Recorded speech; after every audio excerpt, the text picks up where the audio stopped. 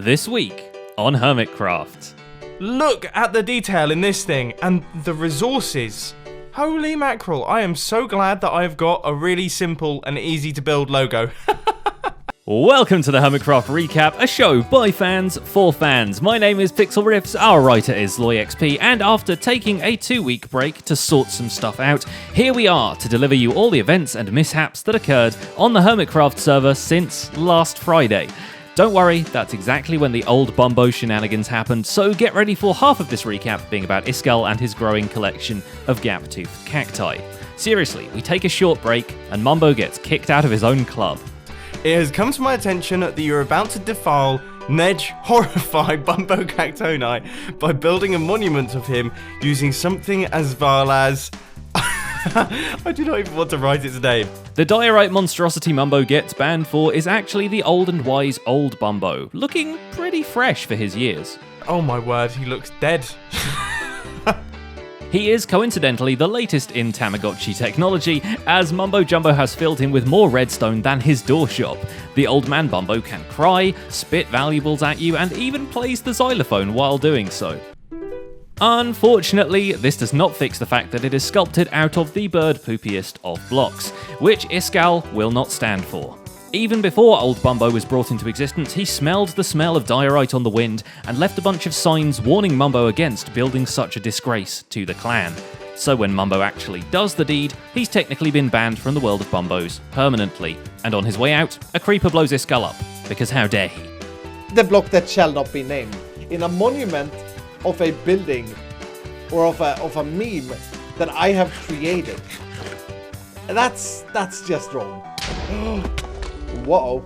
Now knighted Sir Dumbo by the Swedish Queen, Mumbo has to recover his honour by fixing the spam-clicking issue of the loot shop in good old Fred the minigame. You know, that thing he should have fixed 3 times already, instead of replacing Iskall's perfectly functional redstone with his perfectly functional redstone. So you had a working shop that I dismantled? I had a working shop with that I dismantled. So that was... That isn't the only upgrade the Mobile Lisa gets this week, as Stress Monster is back on the scene and gives the battle arena a serious makeover. Starting with a central hill in the neutral area, she builds connecting walls in each faction's style and terraforms the area so it all blends together smoothly. There's even a crack in the orc side which leads out to a leafy grove, still keeping the arena enclosed.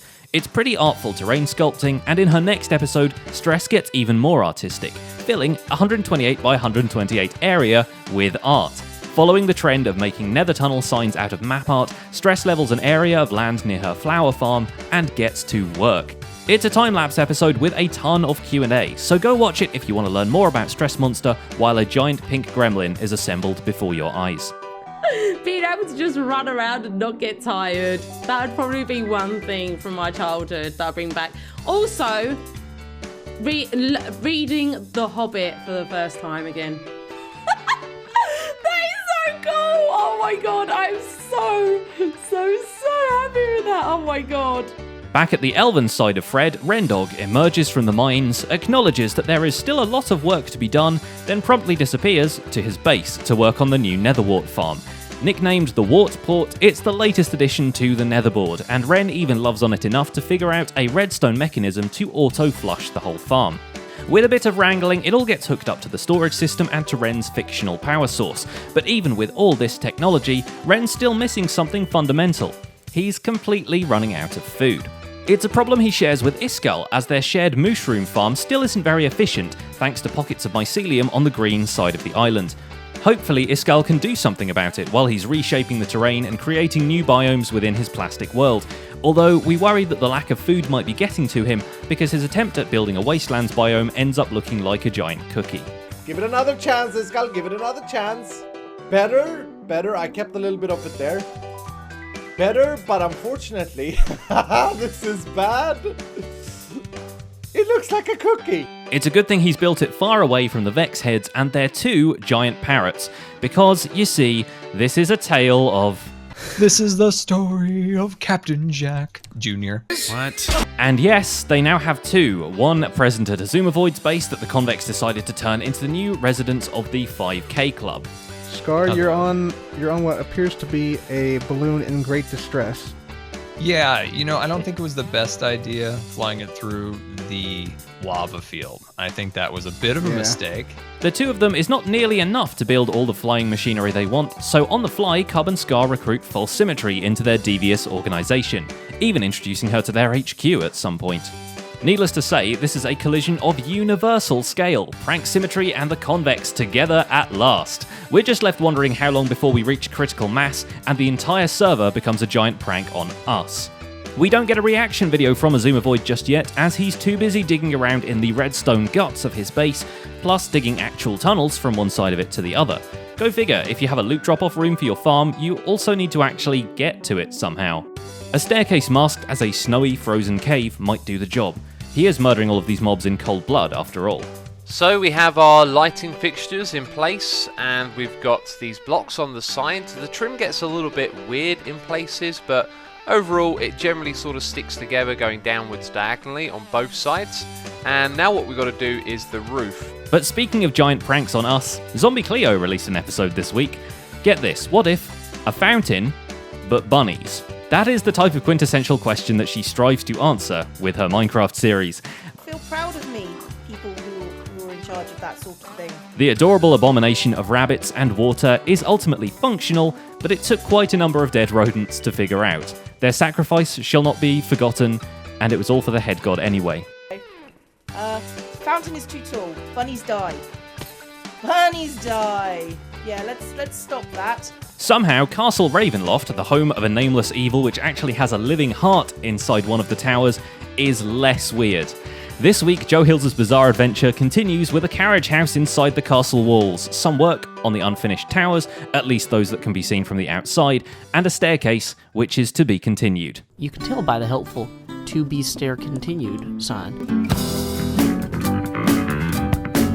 Python's mansion is also a work in progress, but this week he finally drops the hottest shingles of the year, by which we mean he does the roof. And he does it in style, with a brick and quartz time-lapse and a stately sea lantern ceiling. It takes a bit of trial and error, but the result is definitely something to be proud of, and at least now he won't get rained on in his luxurious mansion. I think I'm satisfied with this thing, then we'll set off a firework in celebration, because at this point I feel like I deserve it.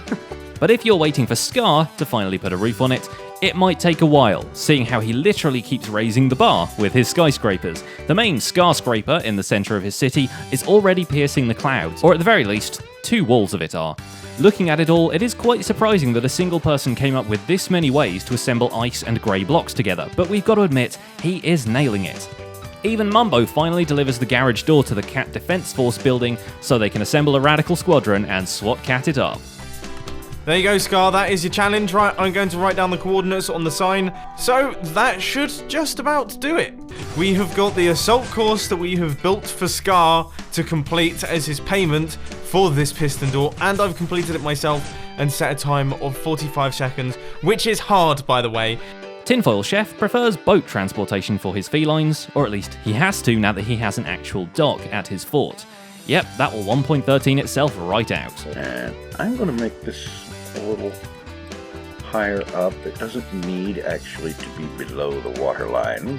For sneakier transportation around the place, TFC clears out some of the debris from inside the castle walls, and by inside we mean the literal crawl space. Now all he needs is a revolving bookshelf leading into it, and he can host an episode of Scooby-Doo. Impulse SV has been future-proofing himself against the new water mechanics by building his base 100 blocks above sea level. Apparently, he feels the same way about squids, because he'll drag one out of the nearby ocean to put it back into his laser light show. The problem is that the Guardians have stopped moving because of invisible minecarts, and if that sentence doesn't have you scratching your head, nothing will. He moved the second we did that, so now I'm guessing the minecart would be, yep, right there, and partially there. There we go. Okay, so that makes sense. Eventually, the ghost train is shunted off the tracks by a couple of pistons, and the Guardians are back to performing their disco dance routine. It's not every day you have to cancel a laser show because it's haunted. But that frees up Impulse to start piping villagers up to the top level of Atlantis to roam freely and hopefully not jump off the sides. Tango Tech has a different approach to a safety railing. Scorpion tails. Scorpion tails everywhere.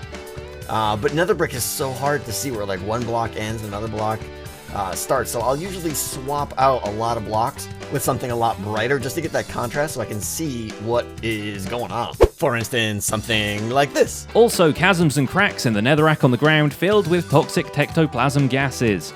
Had to make sure the place has plenty of stuff to impale yourself on and suffocate yourself in for when Zedaf will be visiting in a couple of days. Speaking of which, Zedaf has a little present waiting for him at his own base too, because Azuma has a way better memory, especially for when someone owes him a dozen diamonds since that sheep show hit the screens. He's not subtle with reminding about it either. So it says, "Dear not Wormman," just clarifying, Zedaf isn't Wormman. "I'm sure you need no reminding, but remind I shall anyways. And finally, there's Wells Knight. His way of covering the ground up is way safer. It's the good old cobblestone to literally pave the way for a nice rural marketplace near the Grand Castle. The plan is to populate it with market stalls and shops, but it wouldn't be an old medieval town without some sinister underground antics going on. It's here, but it doesn't it doesn't stand out. And it's just like this little, almost like an entrance to a sewer. So it's like this secret little entrance that you go down, and then roads. I may turn that into like a retaining wall as well. We'll have to see. Then again, you want sewers in your town regardless, because, plague and stuff. Cool doctor masks are not worth half your peasants dying. And that's pretty much it for this week's recap. My name is Pixel Riffs and our writer is ZloyXP. Don't forget to leave a like while you're still here and subscribe so you won't miss the next episode. Thanks for watching, and we'll see you next week.